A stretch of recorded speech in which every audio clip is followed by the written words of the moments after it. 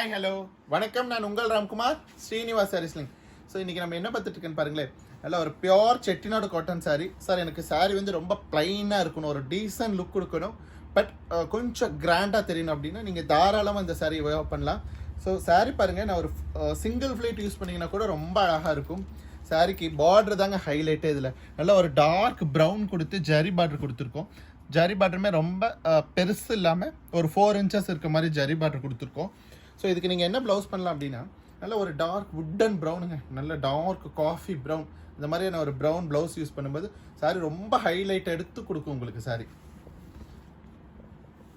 Number 2 பாருங்க, நல்ல ஒரு லைட் க்ரீனு அண்ட் பார்டர் பார்த்தீங்கன்னா ஒரு பாசிப்பயிறு க்ரீன்லேயே கொஞ்சம் டார்க்காக இருக்குது.